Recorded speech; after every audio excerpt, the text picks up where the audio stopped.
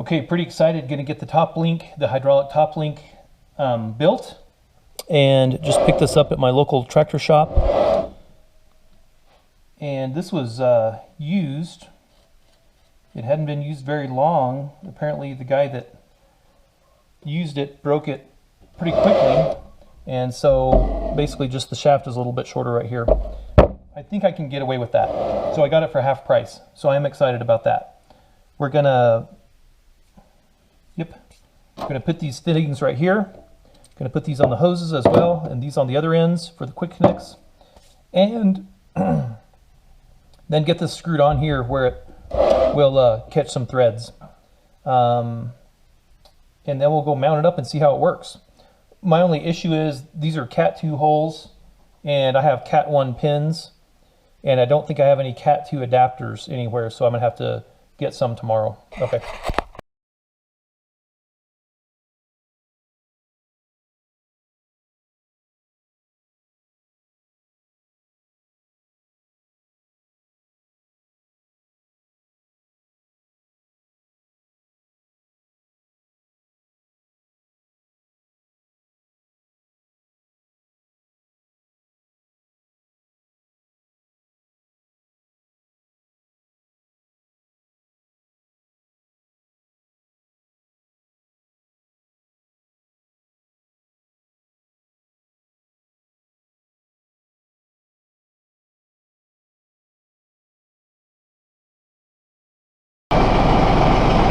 Okay, now the moment of truth. It's all connected.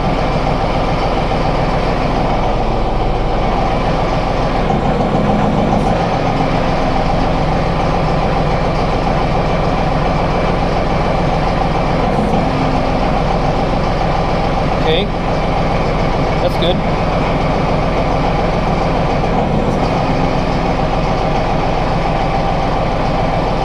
All right, it seems to work. The only problem is this is a Cat 1 adapter plate between here and here, and that's Cat 2, not just pinholes, but the width of these eye holes, I don't know what you call them, the link ends are too wide for my implements and here. So I've got to figure out how I'm going to resolve that. Okay, one of the things I didn't pay attention when I bought this cylinder from my tractor place was that this is actually category 2 holes here. So I had to get some reducers so I can go from Cat 1 to Cat 2. So this is from County Line, this is from Tractor Supply, Cat 1 to 2. 3/4 inches on the middle, inch on the outside. Okay, pretty simple. All right, so that'll work. But again, this is too wide for my tractor mounts. So the pieces that are have category 1 holes on the side that I normally put my upper link in, my top link, is too narrow for this. So I measured it here on the caliper, and of course it's between these little ones, and so that's how wide it is. Okay, so I'm having to cut some off. Obviously I'm overdoing it, obviously I'm not very straight. I'm just using the 4.5 inch angle grinder with a cutoff wheel. Okay, it's actually going pretty quick. I was worried this would get hot and that it would melt the O-rings in there, so I was alternating back and forth, and this one's barely warm. I mean, I can barely feel it with my finger. This one's room temperature, I can't feel it, so it's a little bit warm. I'm gonna let this side cool off. I thought about putting like a wet rag over it, but it's staying pretty cool, so I'm not too worried about it damaging anything inside. Okay, so let's cut the rest of this off and get it smoothed out on the edges, and then we'll get it fit on there.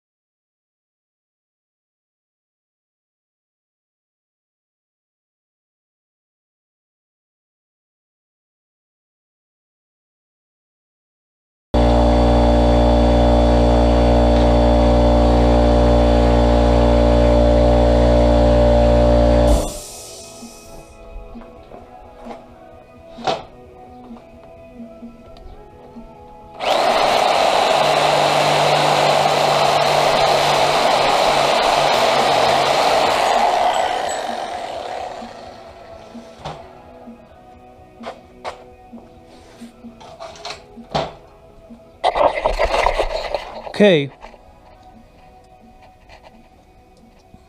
So it fits. So I feel bad about cutting that extra bulk off, but it's actually still wider here than it is on these legs here that actually support it. Now on this one, this is also just a bit too wide. I'm gonna have to grind this one down as well. I'm just gonna hit it with a big angle grinder and cut these edges down, because it's not gonna take much on this one. Okay, I don't use this 9-inch very often, but this sucker, even though it's kind of a cheap one from Harbor Freight, it'll move the material.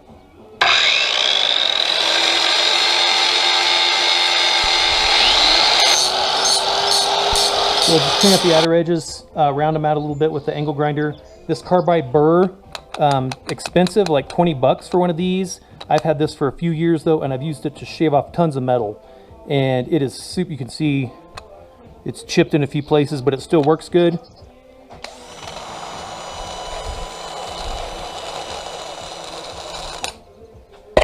It'll be a little hard to see with the camera, but it's made that edge sort of beveled instead of sharp like this edge. So I think the pins and things will go through a little bit easier if it's like that. Shouldn't take much.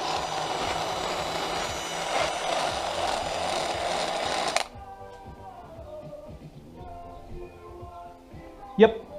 And then the blade that I used on the Sawzall is this Diablo 3/16 to 9/16. Cuts cast iron, high strength alloys and steel. This blade is no joke. This is the best metal cutting blade I've ever bought.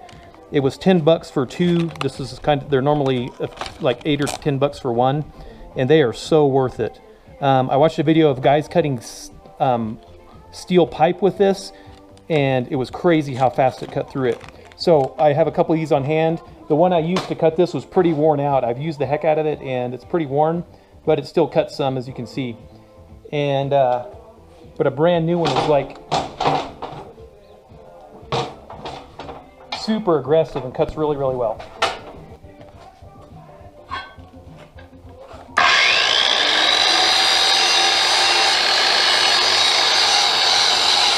Okay, I'm almost out of battery, so I'm going to talk quick. When you're picking your top link, your hydraulic top link, make sure that your category 1 holes or your category 2 holes or whatever it fits, that the distance between here and here, that your link will fit in between that. Or if you have a single post, like some tractors have just one of these, that your link will go on both sides of it, that your link will clear in the back. Obviously this Mahindra has plenty of space back here. Some tractors, the wall comes right up to here and you don't have room there. You might have to grind that off. Okay, same thing here as far as your implements. There's always some fabrication. They're always narrower, they're further back, there's pieces in the way, so just pay attention to that kind of stuff, and just know you're going to have to do some fabrication, some cutting, some grinding. If you own a tractor, you probably do your own cutting and grinding and fix your own stuff already, but just some things to keep in mind. If you can make those measurements and pick a better link, so maybe you don't have to make as much modifications as I have, the better off you are. Okay, one of the moments of truth. Okay, that works, that's good. Put that in.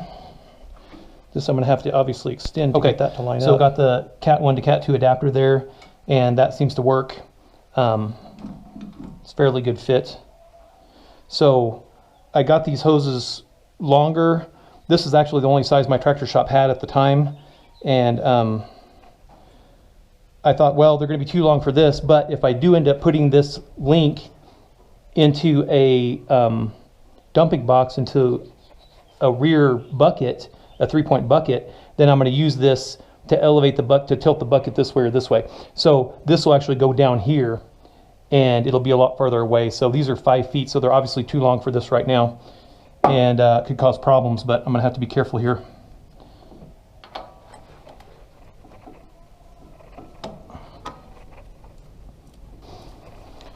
Okay, so maybe some of you experts out there can tell me what I'm doing wrong. I couldn't get my quick connectors into my receivers there, the female parts. I couldn't get the male part into the female part and get it to lock on.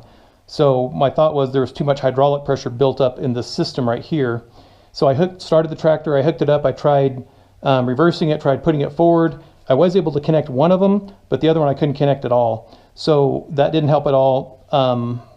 So I just took a hammer and lightly tapped on this. You can see the spray of hydraulic fluid all over, all the dots everywhere. It's all over the back of my tractor. It's all over me from tapping it and slowly releasing the pressure. Now I can push it down with my thumb and it comes out. And now I should be able to plug it in without any problem. Okay, so why was that pressure so high in there when I'd shut it off and I had the lever in neutral when I turned the tractor off? Okay, I don't know. I can't imagine having to do that every time I connect it and reconnect it. So hopefully that's not going to be a continued problem. Maybe it just had to do with, I don't know. I don't know what. But now I have hydraulic spray everywhere, all over everything. And I'm going to be cleaning this up for a while. But in the meantime, let's fire it up and see if we can get this to extend to here. See if we can get it to line up and then see if it actually lifts it.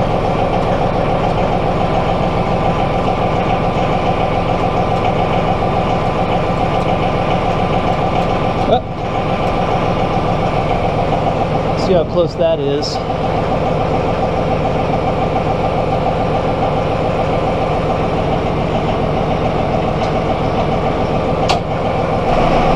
Okay, I think this lifts. The hoses should be okay.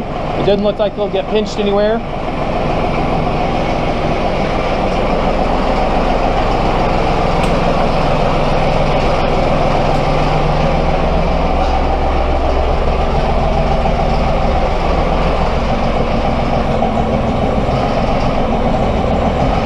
Okay. Woohoo! Look at that. Now I have no idea where level is anymore. Yeah, baby.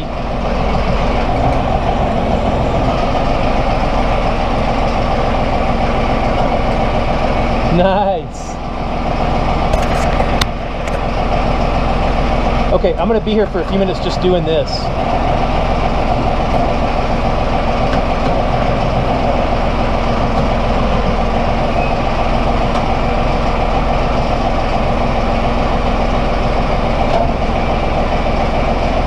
All right. Okay, let me see how this is going to go. Okay. Disconnection went well. Now reconnection.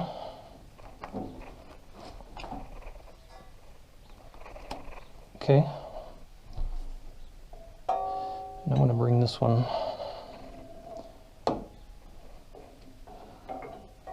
over that and around. Okay, so I'm not sure what happened, why there was so much pressure built up in it. Maybe the cylinder was hot from me grinding on it and it caused, there shouldn't be any air in it to expand. Maybe I did shut the tractor off with pressure on one direction here on the cylinder. I don't know. Okay, this has happened once before on my backhoe as well, and it took me a while to get it on there, and somehow magically I got it on. I had no idea what was happening, but now I understand what's happening. There's just too much pressure in the system, and it needs to be relieved. I'm going to be more careful about how I relieve it. Maybe put a rag over it and tap on it with a hammer. The metal hammer didn't seem to damage it. That ball, if it turns around, of course, it could cause a leak. That's not going to cause a leak during use, but it could cause a leak when it's disconnected. So for the fluid to leak out of the cylinder if the ball's damaged. When I was tapping on it, I first tapped on it with a metal hammer and it didn't seem to do anything to it. It didn't damage it. It didn't flatten it or anything. So I was a little more firm, and it seemed to be fine. And then I started whacking on it. That's when it started spraying out under high pressure. So I cleaned up most of it on the tractor, and you can still see it on the back of the, I'm just going to leave it, but I cleaned off most of it so it doesn't attract a bunch of dirt, and it's still over the tire. It's all over my clothes, but that's why I put on dirty clothes all over the inside of the tractor barn. Nice. Even got it on the window. Okay, so far so good. I suppose if I were to leave this on here, I'd definitely get shorter lines. I found 18-inch lines at Tractor Supply for $10. Now that didn't have the connectors here and here, but for $10 I could get these little short lines here and connect those. Now I think that's it. So I do have enough width here. That's nice. I do have enough width here. And that goes right in. I still feel like for Category 1 stuff, if I was using this on a Category 2 tractor, I probably never would have ground this off and thinned it out. Or if I was using it on something that needed lateral support, because obviously it's a little bit thinner here now. But this is category 1 stuff. This is the heaviest thing it's going to lift is 800 pounds. Once I get a tractor bucket on the back here, it'll be lifting 1,500, maybe 2,000 pounds. And I think that'll be fine. Okay. Pretty happy.